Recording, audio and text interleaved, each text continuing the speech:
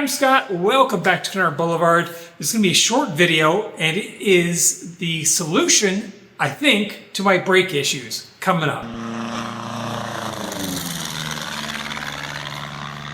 So if you saw my last video, I did some test flights. I had issues with my brakes. The right brake, I could get full pressure on it, but as soon as the airplane moved, I would have to pump the right brake in order to get pressure back on it. And as a result, I was swerving on landing because I didn't have the same travel on both sides.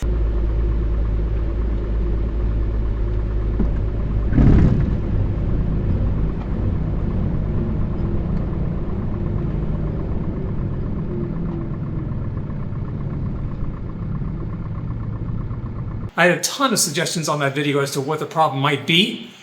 And a few of them were aligning with what I thought probably was going on. So let me tell you some of the suggestions that I got that it was not.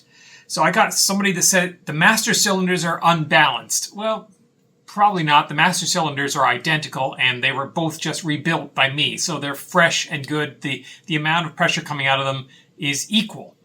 And then somebody said different geometry on the brake pedals. I had actually several people suggest that the geometry on the linkage of the brake pedals was causing the pressure or the travel to be different on both.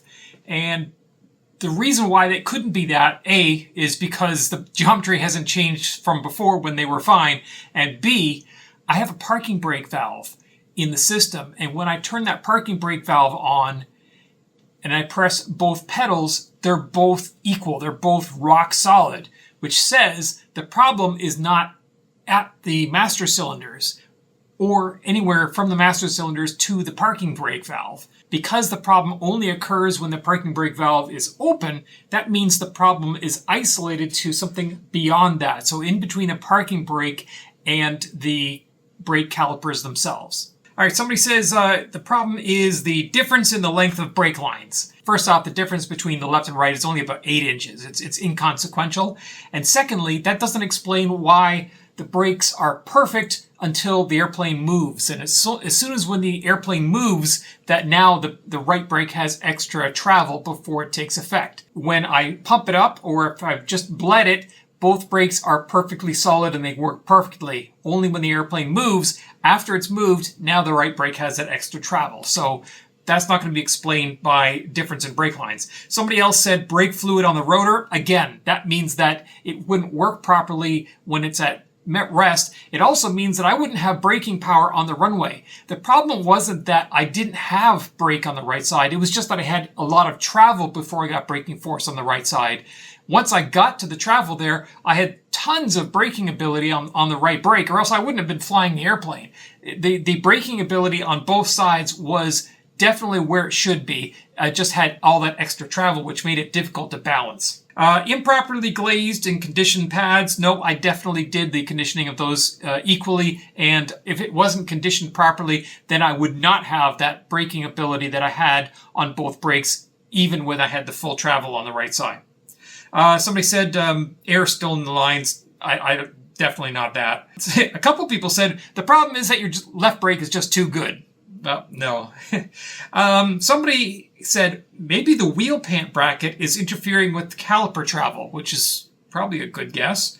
Somebody else said caliper pins binding up. Again, another really good guess. Somebody said a piston's getting stuck. Probably not. The calipers are brand new, but again, a pretty decent guess. Somebody said the calipers need rebuilding. Well, the calipers are brand new. They don't need rebuilding. Mismatched caliper and master cylinder piston sizes. Well, no, they're identical left to right, so there is no mismatch. Somebody said, oh, you need new brake rotors. Well, the brake rotors on there are brand new, so no, it doesn't need new brake rotors. All right, so let's go into what I actually found. So what I was concentrating on was either run out, which is where you have either thickness or warp of the rotor and it's pushing the piston back in too much. But if I had run out like that, I would definitely feel it in the pedal. I'd feel a vibration. So the only other thing I can think of, I had this once on a motorcycle where the slider that was the brake pad was on was binding. And so it was only sliding on one side. So every time I pressed the brake, it would actually bend the brake pad. And then of course the C-lap of the brakes it would spring back and push the piston back too far. So I'm thinking there's something like that going on here, that I can get pressure, but as soon as the wheel moves, something is binding and it's causing the brake piston puck to get pushed back in too far. So I thought I'm going to bring a dial indicator and hook it up there and measure everything while I work the brakes and turn the wheels and so on. But I didn't need to do that, because once I took the brake pant off and I started really looking at where I could get the dial indicator, I saw what I think the problem is. If you look at this gold caliper, it's supposed to be free floating, but it is jammed up against the bottom of the gear leg. You can see there it's actually contacted and worn away a bit of that fiberglass gear leg. That's not supposed to be like that. You can see when I originally installed it, I actually ground away the gear leg to a template so that the caliper would fit properly, and it did. You can see me installing it there, and I inspected to make sure the clearances were there, but when everything was installed with weight on there, it closed up against that gear leg. So I filed and filed and filed. It actually took me a couple tries. You can see me doing the second try there until I had the required clearance that I needed. And you can see here afterwards, I have more than enough clearance now. So this should fix that problem, I'm hoping. So now I'm tightening everything up and putting everything back together the way it needs to go. Safety wiring the brake rotor onto the wheel. This is not required by Matco, but it's a suggestions from one of you that I took on. Then I'll install the wheel pants, put the airplane down, and next we need to go up and test it. All right, so I took a couple of tries to get enough clearance under there in order to make sure that even as the brake caliper moved, because it is floating, it's free floating, and as it moves, it was never going to contact that gear leg like that. So now I have enough clearance in there. I am 99.9% sure that is the cause of my problem, because it just fits all the symptoms. Unfortunately, there's a thunderstorm with hail going on outside. It just stopped for a few minutes, but it's supposed to be coming back, so there's no way I'm pushing my airplane out in that to test it, so we'll have to test it another day, but I think the problem is solved. I'll wait to post this video until after I have a flight under my belt and confirm that that is in fact the solution to the problem.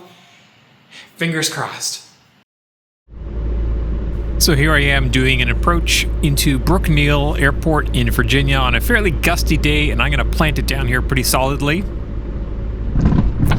And while I did not quite land on the center line, you can see there is no swerving involved here because the brakes are fixed. I have full braking ability from both the left and the right side, so this problem is solved finally.